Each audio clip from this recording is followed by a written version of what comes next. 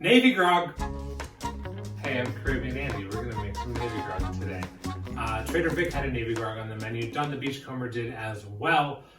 Grog, traditionally, refers to what sailors used to get as part of their rum ration. It was literally just rum and water. Sometimes it might be rum, sugar, and water, rum, molasses, and water. There might even be a little lime in there. But grog traditionally is not at all like what we are about to make.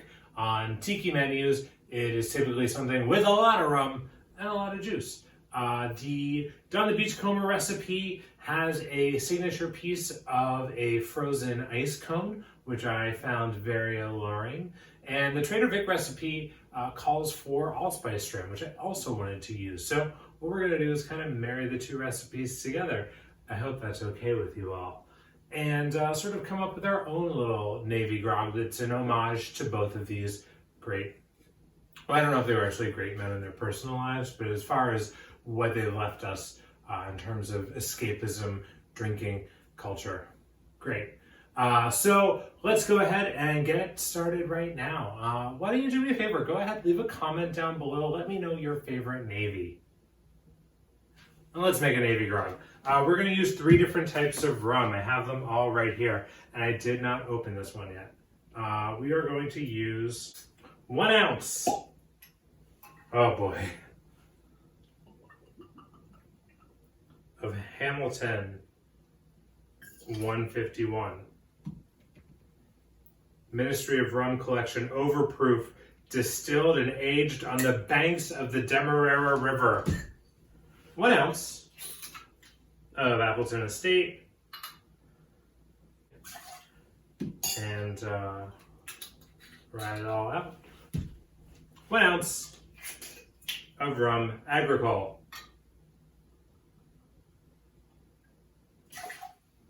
This is a cocktail where, rather than highlighting the other ingredients that go with it, the focus of what we're highlighting today is our blend of rums.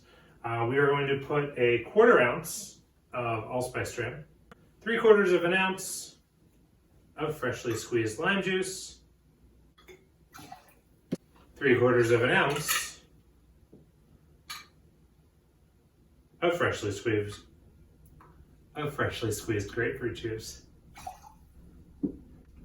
And just for fun, a little more sweetness, we'll do just a 1/4 ounce of our 2-to-1 honey syrup.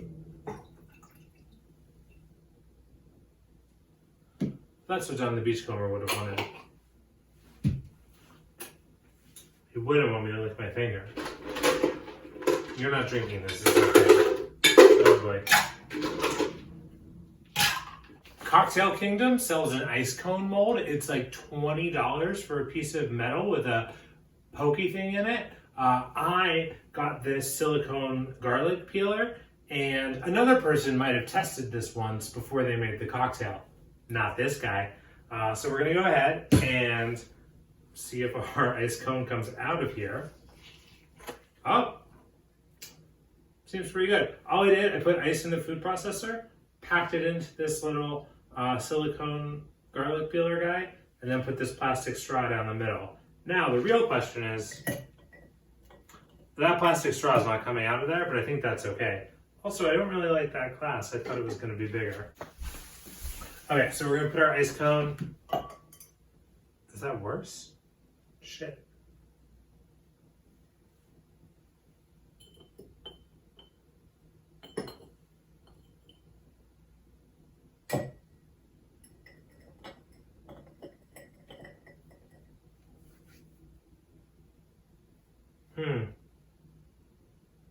I wish everything was different. I'm gonna shake this as we usually would. About 30 seconds.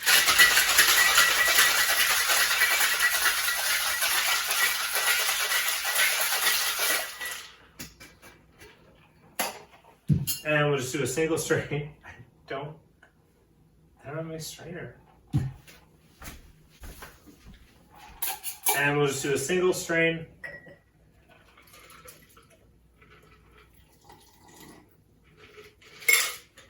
That's pretty freaking lame. And garnish it up We obviously don't need to put a straw in there. We can pop a swizzle stick in. The ice cone's going to start to fall apart as we go on. And then, just for funsies, do a lime wheel.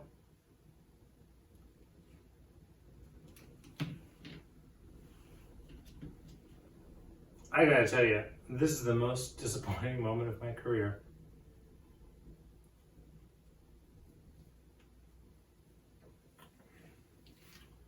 Oh!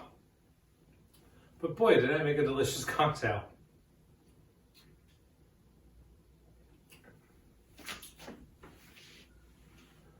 Okay. So, the ice cone, fun idea. Real shit show though.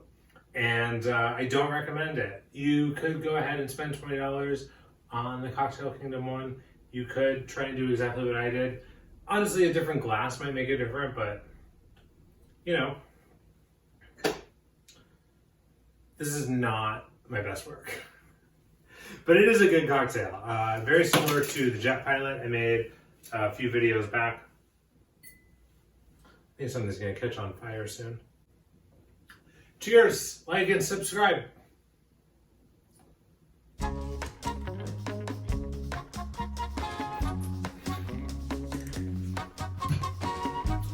I should have put in the coconut.